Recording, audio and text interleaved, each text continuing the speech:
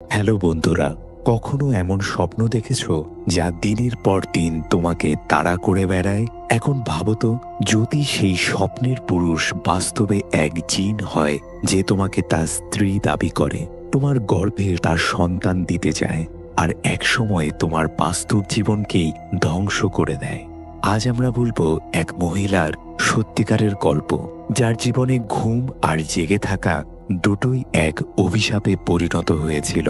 এই মুভিটি একটি সত্য ঘটনার উপর অবলম্বন করে বানানো হয়েছে।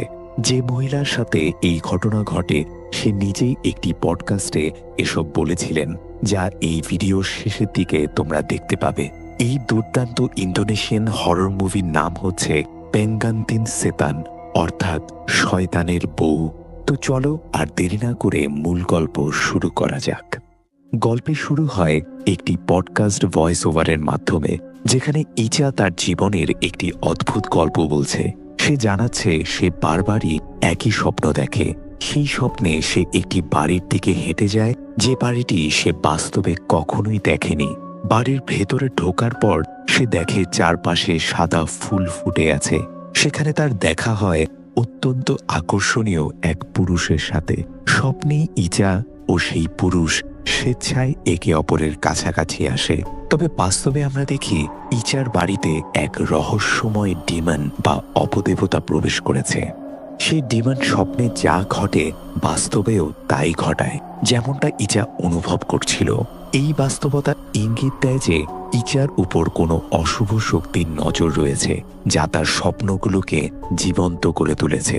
এদিকে প্রতিদিন ভোরে ঠিক 4টায় ইচার ঘুম ভেঙে যায়, কারণ তার স্বামী এরিয়েল এই সময়ে নাইট শিফটের কাছ থেকে বাড়ি ফিরে। কিন্তু আজ ইচা জেগে ওঠার পর এক অদ্ভুত শান্তি ও সতেজতা অনুভব করে। মনে হয় কিছু অস্বাভাবিক ঘটেছে। সে দরজা খুলে এরিয়েলকে স্বাগত জানায় ঠিকই, কিন্তু তারপরেই তাদের মধ্যে তর্ক শুরু হয়ে যায়। এই তর্ক থেকেই জানা যায় যে গত কয়েক মাস ধরে ইচা ও এরিয়েলের মধ্যে দূরত্ব বেড়েছে। ইচার মনে হচ্ছে এরিয়েলের এখন আর তার জন্য সময় নেই এবং তাদের সম্পর্কে আগের মতো উষ্ণতা নেই। ইচার রেগে গিয়ে তাকে বলে যেন জ্যাকেটটা ঠিকভাবে ঝুলিয়ে রাখে, কিন্তু এরিয়েল জ্যাকেটটা ঝুলিয়ে দেওয়ার পরেও হঠাৎ একটা শয়তানি হাত সেটা ফেলে দেয়, আর এতে তাদের ঝগড়া আরও বেড়ে যায়। এরিয়েল রেগে গিয়ে না খেয়েই ঘুমিয়ে পড়ে। সকালে যখন ইচা তার কাজে যায়, তার বান্ধবী লিন্ডা তার মুড দেখেই বুঝে যায় যে আজ আবার এরিয়েলের সঙ্গে ইচার ঝগড়া হয়েছে। ইচার মনে হচ্ছিল সময়ের সাথে এরিয়েল অনেক বদলে গেছে। সে এখন আর আগের মতো নেই, যেমনটা তাদের বিয়ের আগে ছিল। যদিও তাদের বিয়ে হয়েছে মাত্র 3 বছর, কিন্তু তাদের ঘনিষ্ঠতা একেবারেই হারিয়ে গেছে। ইচা এমনকি মনেই করতে পারে না শেষবার কবে তারা একে অপরের কাছে এসেছিল। লিন্ডা ভালোবাসা দিয়ে তাকে বোঝাতে চেষ্টা করে যে বিয়ের পর এমনই হয়। সম্পর্কের আগের উজ্জ্বলতা ধরে রাখতে হলে দুজনকেই চেষ্টার মধ্যে থাকতে হবে।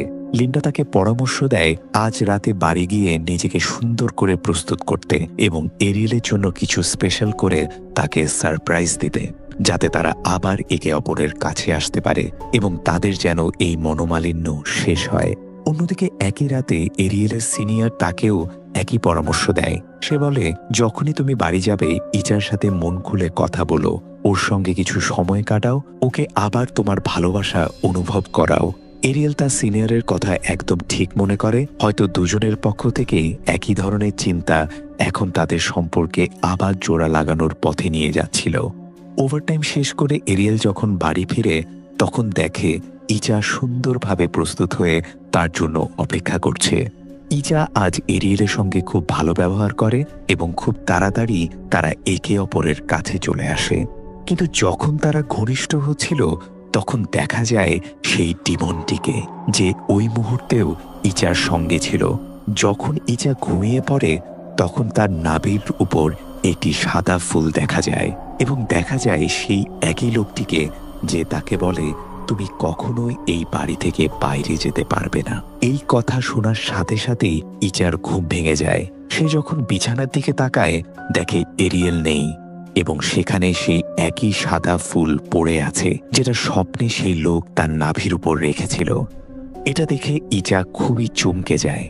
এরপর ইচা নিচে নামে এবং দেখে এরিয়েল তার জন্য ব্রেকফাস্ট বানিয়েছে। তারা একসঙ্গে খেতে খেতে ভালোভাবে কথা বলে এরিয়েল প্রতিশ্রুতি দেয় যে সব ঠিক করে দেবে এবং তারা একটি নতুন জীবন শুরু করবে, পুরনো ভুলগুলো ভুলে গিয়ে নতুন নতুন সুখের স্মৃতি তৈরি করবে।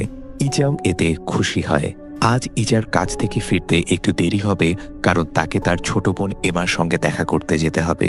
এরিয়েলও এতে রাজি হয় এবং নিজে গাড়িতে করে ইজাকে নামিয়ে দিয়ে যায়। লিন্ডাও তাদের দুজনকে একসঙ্গে দেখে খুব খুশি হয়। এদিকে যখন ইজা অফিসে কাজ করছিল, তখন সে একটি বক্সে সেই স্বপ্নের ফুলটি দেখতে পায়। সেই ফুলটি তুলতেই যাচ্ছিল, ঠিক তখনই একটি হাত সেটি তুলে নেয়।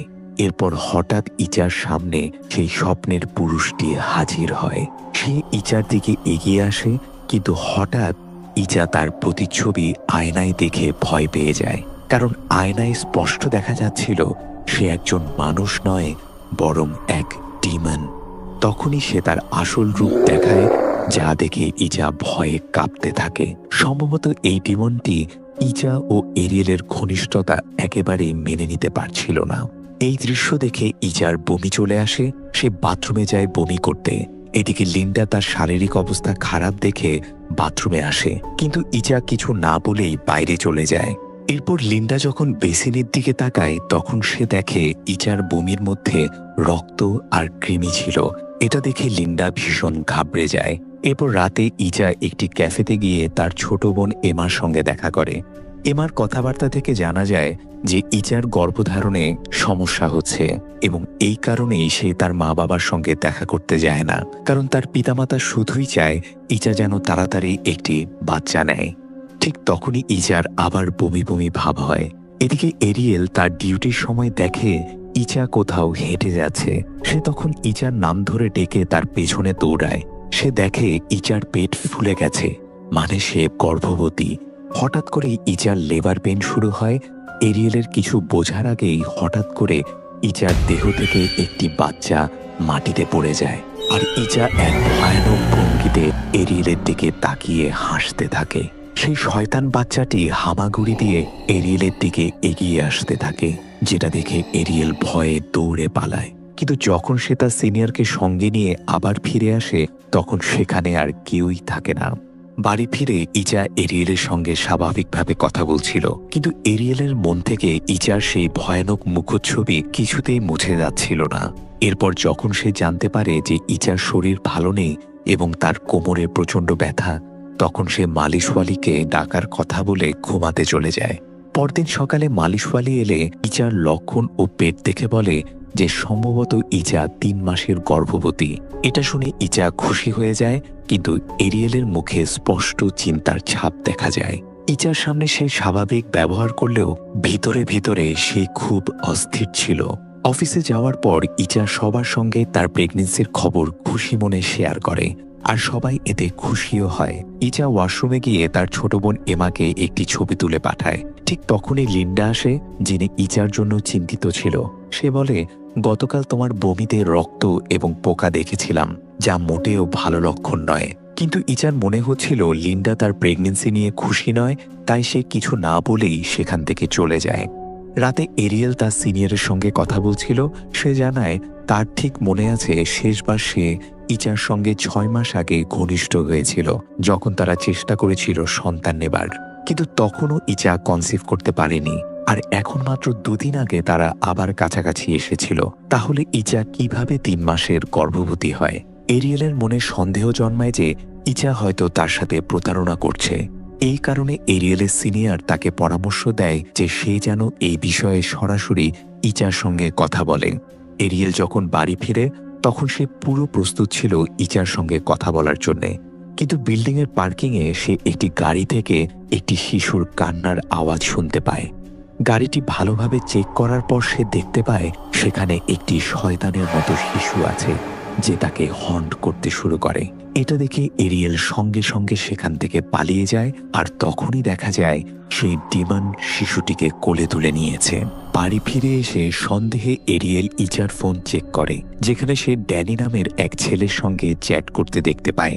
এরিয়েলের মনে হয় ইচার সঙ্গে ড্যানির প্রেমের সম্পর্ক আছে, তাই সে এই বিষয়ে সরাসরি কথা বলে যে সে কিভাবে এখন গর্ভবতী হলো এই কথা শুনে ইচা রেগে যায় এবং সে ঠিক করে যে পরদিনই সে এরিয়েলের সঙ্গে ল্যাবে গিয়ে বাচ্চার ডিএনএ টেস্ট করাবে, যাতে প্রমাণ করতে পারে এই বাচ্চা এরিয়েলেরই। বন্ধুরা, এখানেই এক নতুন মোড় আসে। যখন তারা দুজনে পরদিন ল্যাবে যায়, তখন জানা যায় ইচা আসলে গর্ভবতী নয়। ডাক্তাররা জানায় ইচার একটি সাইকোলজিক্যাল ডিসঅর্ডার হয়েছে, যেখানে রোগী মনে করে সে গর্ভবতী এবং তার শরীরে প্রেগন্যান্সির সব লক্ষণ দেখা যায়। এটা সাধারণত মা হওয়ার প্রবল ইচ্ছার কারণেই হয়। এটা শুনে ইচা এবং এরিয়েল দুজনেই স্তম্ভিত হয়ে যায়। ইচা মানসিকভাবে ভেঙে পড়ে এবং এরিয়েলের অপরাধ বোধ হয় যে সে ইচাকে ভুল বুঝেছিল। এরপর ইচা অফিসে লিন্ডার সঙ্গে কথা বলে এবং জানায় ডাক্তার বলেছে যে সে প্রেগনেন্ট নয়, কিন্তু তার মনে হয় তার পেটের ভিতর কিছু নড়াচড়া করছে। এটা শুনে লিন্ডার মনে ভয় জন্মায়, তাই সে ইচাকে উস্তাদ জাইনির কাছে নিয়ে যায়। উস্তাদ জাইনি ইচাকে দেখেই বুঝে যান যে ইচার পেছনে যে ডিমনটি আছে সে আসলে একটি জিন। তিনি নিশ্চিত হন যে ইচার সঙ্গে অস্বাভাবিক কিছু একটা ঘটছে। তিনি স্বাভাবিকভাবে আচরণ করতে থাকেন এবং লিন্ডার সঙ্গে ইচাকে ভিতরে নিয়ে যান। এই সময় ওস্তাদ জাইনি ইচার সঙ্গে কথা বলে তাকে সেই জিন সম্পর্কে জানান যে সংসার জীবন নষ্ট করে ফেলে। ইচা যখন তার স্বপ্নগুলোর কথা ওস্তাদ জাইনিকে বলে, তখন ওস্তাদ নিশ্চিত হয়ে যান যে ইচার উপর জিন দাসিম নামের এক জিনের ছায়া রয়েছে। কিন্তু যখন ওস্তাদ জাইনি ইচাকে বোঝান যে তার বাচ্চা বাস্তবে নাই এবং তাকে সবসময় নামাজ পড়ে আল্লাহর সাহায্য চাইতে হবে, তখন ইচা রেগে গিয়ে ক্ষেপে ওঠে এবং উস্তাদকে অপমান করে সেখান থেকে বেরিয়ে যায়, কারণ ইচা মনে করত যে সে সত্যি সত্যি গর্ভবতী। সেই রাতে লিন্ডা ইচার বাড়িতেই ছিল। সেই ইচার মন ভালো করে নিজের বাড়ি ফিরছিল। তখন ইচার বাড়ির পাশে একটি গলিতে সে একটি বিড়ালের বাচ্চা দেখতে পায়, যেটাকে সে তুলে রাস্তার পাশে রাখে যাতে কোনো গাড়ি ওটাকে চাপা না দেয়। কিন্তু যখন সে আবার নিজের স্কুটির কাছে আসে, তখন তার মনে হয় বিড়ালের বাচ্চাটি তাকে অনুসরণ করছে, যদিও বাস্তবে এমন কিছু ছিল না। তবু নিশ্চিত হতে সেই উলের বক্সটির কাছে যায় যেখানে সে বাচ্চাটিকে রেখেছিল। সেখানে গিয়ে সে দেখে সেই জিন উপস্থিত, যাকে সে ইচার উপর থেকে তাড়াতে চেয়েছিল। জিন এই ঘটনায় রেগে গিয়েছিল আর রাগের বশে সে লিন্ডার উপর আক্রমণ করে এবং তাকে মেরে ফেলে। লিন্ডার মৃত্যুর সেই মুহূর্তটি ইচার তখন স্বপ্নে দেখে। ঘুম ভেঙে যাওয়ার পর সে বাইরে ছুটে যায় এবং দেখে বাস্তবেও সেখানে ভিড় জমেছে, কারণ জিন লিন্ডাকে খুবই নিষ্ঠুরভাবেই হত্যা করেছে। ইচার মনে হয় এই মৃত্যুর জন্য সে নিজেই দায়ী। এদিকে এরিয়েলও তার কাছ থেকে ফিরছিল। ইচাকে দেখে সে কাছে যায় এবং যখন সবকিছু জানতে পারে তখন সে দুঃখ পায় এবং ইচাকে সান্ত্বনা দেয়। কিন্তু ঠিক তখনই তারা দুজনেই খেয়াল করে যে ইচার পেট আগের চেয়ে আরো বেশি ফুলে উঠেছে। এরপর ইচা বাড়ি গিয়ে এরিয়েলকে নিজের স্বপ্ন এবং উস্তাদ জাইনির ব্যাপারে জানায়, যা শুনে এরিয়েল আরো বেশি হতবাক হয়ে যায়। ইচা এর আগে স্বপ্নটিকে নর্মাল স্বপ্ন ভেবে এরিয়েলকে কিছু জানায়নি, কিন্তু এখন যা হচ্ছে তাতে সে খুবই চিন্তিত। এরপর এরিয়েল, ইচা ও এমা একসঙ্গে উস্তাদ জাইনির কাছে যায়। উস্তাদ জাইনিও রাজি হয়ে যায় ইচার এক্সোরসিজম করতে, কিন্তু এক্সোরসিজম চলাকালীন ইচার মধ্যে সেই ডিমন প্রবেশ করে এবং ইচার চোখ অদ্ভুত রকমের হয়ে যায়। ওস্তাদ রুকিয়ার সাহায্যে এক্সোরসিজম শুরু করে। রুকিয়া হলো ইসলামিক একটি প্রথা যেখানে কোরআনের আয়াত ও দোয়ার মাধ্যমে জাদু, বদনজর বা শয়তানি প্রভাব দূর করার চেষ্টা করা হয়। এক্সোরসিজম চলাকালীন ইচার মধ্যে সে ডিমন প্রবেশ করে এবং ইচার চোখ অদ্ভুত রকমের হয়ে যায়। বন্ধুরা, এখানেই আসে আরেকটি টুইস্ট। সেখানে জিন দাসিম বলে জিনের জগতে সে ইচাকে বিয়ে করেছে। ইচা তার স্ত্রী এবং শুধুমাত্র সেই ইচাকে সন্তান দিতে পারে, তাই কেউ তাকে ইচা থেকে আলাদা করতে পারবে না। কিন্তু ওস্তাদ তার আত্মিক শক্তির মাধ্যমে জিনটিকে ইচার শরীর থেকে বের করে দেওয়ার চেষ্টা করেন। এই সময় আমরা দেখতে পারি ইচার পেটে থাকা সেই ভয়ানক শিশুটির এক ঝলক। অবশেষে যখন ঝাড়ফুঁক শেষ হয় তখন ইচা একদম স্বাভাবিক হয়ে যায়। যদিও আপাতত ওস্তাদ জিন দাসিমকে তাড়াতে পেরেছেন, কিন্তু বিপদ পুরোপুরি কেটে যায়নি। ওস্তাদ ব্যাখ্যা করেন জিন দাসিম সাধারণত বিবাহিত নারীদের নিজের বশে করে প্রথমে তাদের দাম্পত্য জীবন ধ্বংস করে, তারপর সেই নারীকে ব্যবহার করে নিজের সব চাহিদা পূরণ করে, আর কেউ তাদের মধ্যে হস্তক্ষেপ করার চেষ্টা করলে সে তাকে মেরে ফেলে। ঠিক যেমনটা লিন্ডার ক্ষেত্রেও ঘটেছিল। এই কারণেই ওস্তাদ ইজাকে একটি কোরআনের আয়াত লিখে দেন এবং বলেন তোমাকে এটা প্রতিদিন পড়তে হবে। ওস্তাদ জাইনির নির্দেশ অনুযায়ী ইজা এখন প্রতিদিন সেই দোয়া পড়ছিল এবং এভাবে 14 দিন কেটে যায়। এখন ইজা আগের চেয়ে অনেক ভালো আছে এবং তার সেই দুঃস্বপ্নগুলো আর আসে না। এক সন্ধ্যায় যখন এরিয়েল ও ইজা ডিনার করছিল, এরিয়েল জানায় যে সে প্রমোশন পেয়েছে এবং তাকে 1 সপ্তাহের জন্য শহরের বাইরে ট্রেনিংয়ে যেতে হবে। এরিয়েল ইজাকে এই অবস্থায় রেখে যেতে চায় না, কিন্তু টাকার অভাব আর প্রমোশন পরবর্তী ভালো ভবিষ্যতের কথা ভেবেই তাকে যেতে হবে। অতঃপর ইজা তাকে যেতে দিতে রাজি হয় এবং আশ্বাস দেয় যে সে নিজের খেয়াল রাখবে। এরিয়েল পরদিন অন্য শহরে চলে যায়। ইজার বাড়িতে একা একা ভালো লাগছিল না, তাই সে এমাকে ফোন করে তার বাড়িতে আসতে বলে যাতে রাতে তার সঙ্গে থেকে যায়। কিন্তু ওই রাতে এমা তার কাজ নিয়ে ব্যস্ত থাকায় সে পরের দিন ইজার বাড়িতে আসার প্রতিশ্রুতি দেয়। কিন্তু ইজাকে একা পেয়ে জিন আবার তার উপর নিয়ন্ত্রণ নেওয়ার চেষ্টা করে। ভয়ে ইজা কোরআনের আয়াত পড়তে থাকে এবং পরে সোফাতেই ঘুমিয়ে পড়ে।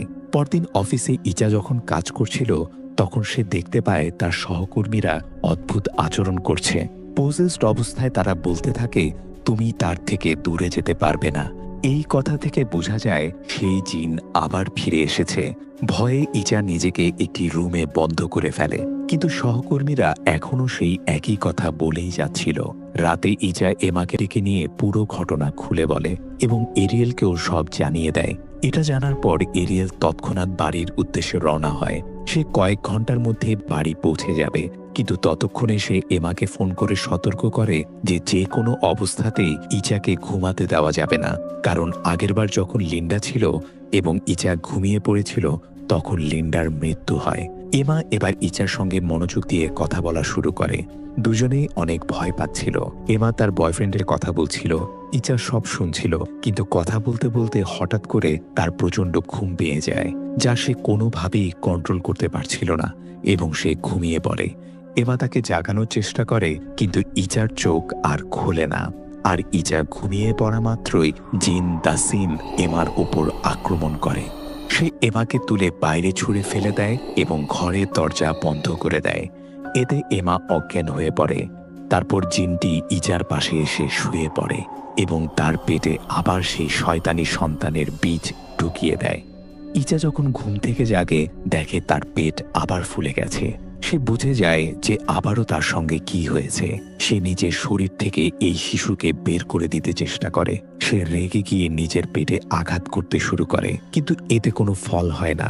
তখন সে আস্তে আস্তে রান্নাঘরের দিকে যায়। বাইরের সিঁড়িতে এমা অজ্ঞান হয়ে পড়েছিল, কিন্তু এজা তার দিকে কোনো মনোযোগ না দিয়ে সে পাশ থেকে একটি হ্যাঙ্গার নিয়ে রান্নাঘরে বসে পড়ে। এরপর সে সেই হ্যাঙ্গারটি সোজা করে নিজের ইউটেরাসে ঢুকিয়ে বাচ্চাটিকে মেরে ফেলার চেষ্টা করে। এতে একবার সবকিছু স্বাভাবিক হয়ে যায়, কিন্তু ঠিক পরের মুহূর্তেই আবার তার পেট ফুলে ওঠে। ঠিক তখনই এরিয়েল পৌঁছে যায়। ইজার অবস্থার অবনতি দেখে সে এমাকে তুলে নিয়ে ইজাকে সরাসরি ওস্তাদ জাইনির কাছে নিয়ে যায়। সেখানে ইজাকে বেঁধে তার উপর এক্সোরসিজম শুরু করা হয়। জাইনের সঙ্গে আরও অনেক সঙ্গী ছিল যারা একটানা দোয়া করে যাচ্ছিল, আর ইজা তখনও দাসিমের জগতেই আটকে ছিল। দোয়ার শব্দ শুনে ইজা সেখান থেকে বের হওয়ার চেষ্টা করছিল। ঠিক তখনই তাসিম এসে তাকে থামানোর চেষ্টা করে, কিন্তু ইজা তাকে দেখে চারপাশে দৌড়াতে শুরু করে। ফলে দাসিম রেগে যায়। রাগের মাথায় দাসিম ইজার কাঁধে আঘাত করে তাকে আহত করে এবং তাকে জোর করে ধরে ফেলে। যখন সে তার নিজের দুনিয়ায় ইজাকে চেপে ধরে তখন বাস্তব দুনিয়ায় ইজা পোজেসড হয়ে যায়। এরপর বিছানাটা হাওয়ায় ভেসে উঠতে থাকে আর ইজা শয়তানের মতো হাসতে থাকে। তার চোখও অদ্ভুত আর ভয়ঙ্কর হয়ে যায়, কিন্তু জাইনি এতে ভয় পায় না। সে ও তার সঙ্গীরা একটানা দোয়া পড়তে থাকে। দোয়ার কারণে তাসিম বিরক্ত হয়ে পড়ে এবং জাইনি ও তার সঙ্গীদের সামনে হাজির হয়ে তাদের ভয় দেখানোর চেষ্টা করে। তবে কোরআনের আয়াত চলতেই থাকে। যখন বিছানাটা মাটিতে নামে, এরিয়েল ইজার কাছে গিয়ে দোয়া পড়তে শুরু করে এবং ইজাকেও তা পড়তে বলে। সে ইজার কাছে তার ভুলের জন্য ক্ষমা চায় এবং বলে তাকে অবশ্যই জিনের বিরুদ্ধে লড়াই করতে হবে, কারণ তাকে খুব প্রয়োজন এরিয়েলের। ইজাও এরিয়েলের কাছে ফিরে আসতে চায়, যেটা ইজাকে সাহস যোগায়। আর সে নিজেই জিনের জগতে সেই আয়াতগুলো পড়তে শুরু করে। যেগুলো এরিয়েল তার কানে বলছিল। ফলে সে জিনের হাত থেকে রক্ষা পায় এবং যেহেতু সেই আয়াতগুলো জিনের জগতে পড়া হচ্ছিল, তাই জিন দাসিমের জগৎ ধ্বংস হতে শুরু করে। ইচা দ্রুত সেই দুনিয়া থেকে বের হয়ে বাস্তব জগতে ফিরে আসে। এখন সে পুরোপুরি স্বাভাবিক হয়ে গেছে এবং দাসিমের কোনো প্রভাবই আর তার উপরে নেই। এরিয়েল ও এমা এটা দেখে খুব খুশি হয়। গল্প এগিয়ে যায় 6 বছর পর। এখন ইচা 2 সন্তানের মা এবং এরিয়েলও তার জীবনে অনেক উন্নতি করেছে। একদিন তার বড় সন্তান বাইরে খেলছিল। এমা যখন তার বড় ছেলেকে ডাকতে বাইরে আসে, তখন দেখা যায় সেই একই পুরুষ তাদের দরজার সামনে দাঁড়িয়ে আছে।